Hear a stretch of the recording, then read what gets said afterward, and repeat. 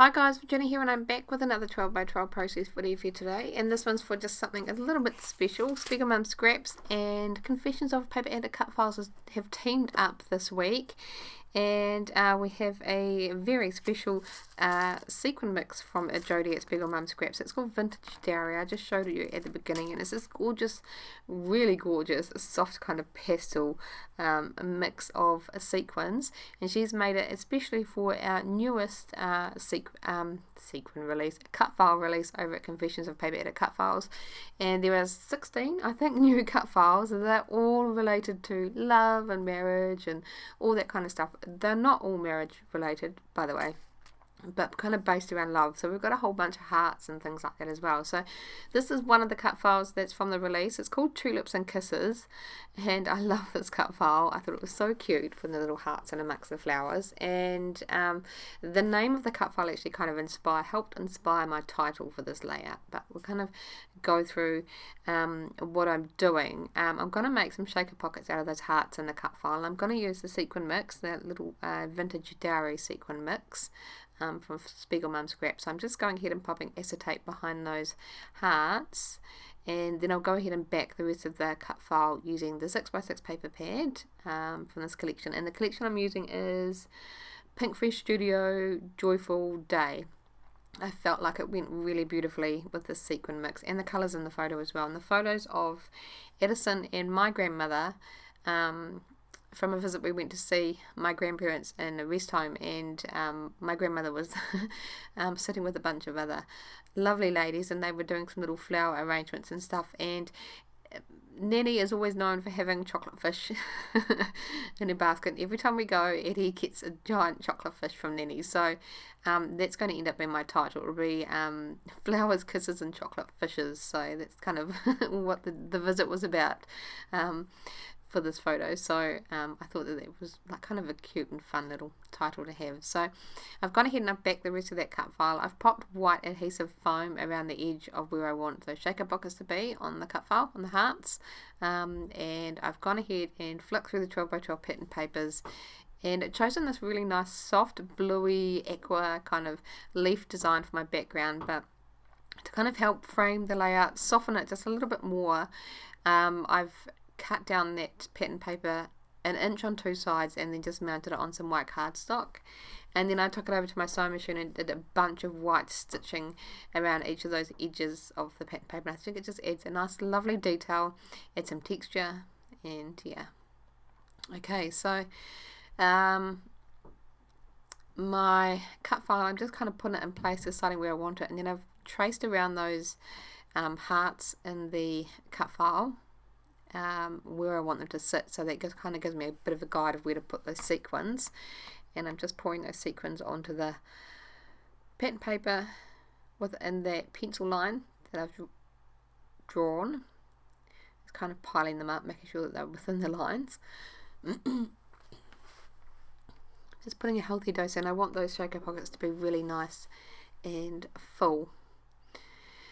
So like I mentioned at the beginning of this video, this is for a collaboration with SpiegelMom Scraps. So SpiegelMom Scraps put out a new release of sequins every month. So this was in the August release, this special mix, and there are a bunch of other gorgeous mixes as well. So make sure if you are wanting to get your hands on this and the other new releases, get over and get them before they sell out, because they do sell out pretty quickly. They are stunning mixes.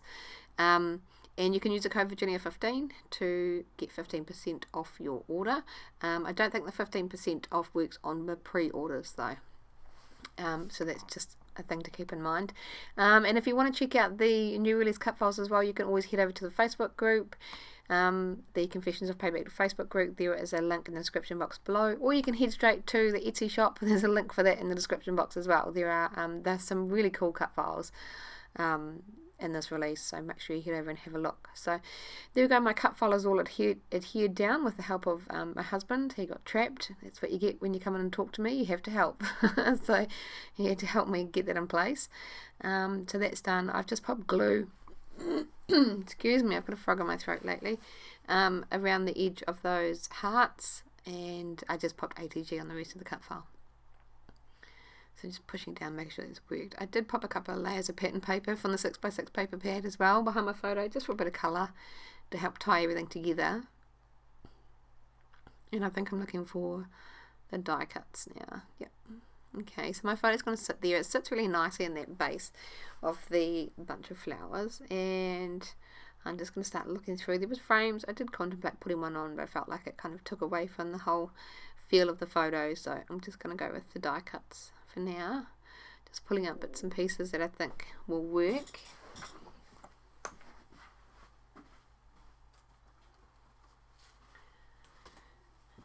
I thought I'd better grab the layout. I always do this. I never have it in front of me when I'm doing a voiceover and I can't see the screen because it's so tiny. Okay, so I'm pulling out bits. There was a really cute little sentiment in one of those die cuts. So I cut the top off because I didn't particularly want to introduce any of the harsh gold that's on some of the die cuts in this collection. I wanted to keep it really nice and soft. So I cut that top off, and it says, walk with me, we'll figure out where we're going later. And I feel like that's something Nenny would say. Yeah, let's go. Yeah, some other little sentiments as well. There was a really nice dark teal coloured one that said happy little moments, which I really wanted to get on. And a bunch of flowers as well. We can always get flowers onto a pretty little layout like this. And I did and ah over my journaling spot for quite a while, but decided on the white one with the kind of faux torn edge at the top and the really delicate little floral on it. I felt like it was just a bit softer than any of the other options that I had. So that's why I've chosen that. And I'm just kind of making a little cluster down to the bottom right of the photo down there to help kind of include that journaling spot. And then I'm adding a few little pieces up above the photo, and I want to bring something out up into the cut file. So I've bought that little die cut piece that says be a seeker of everyday magic. It's just a nice little sentiment, but it allows me to bring something else onto the layout. Another focal point, if you will.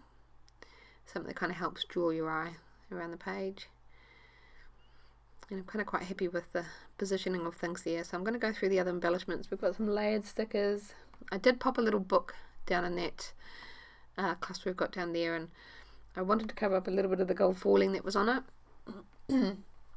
So I've bought in that other layered book that's it says love you more. So I thought that was a nice little sentiment to add.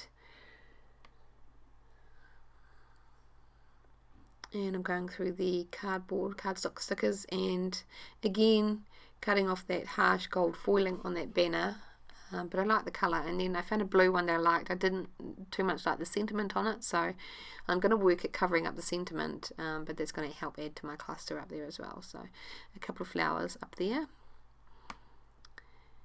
and a little peachy coloured label as well that I've kind of cut in half, and that just kind of fills the empty awkward space beside the photo there with a pop of colour,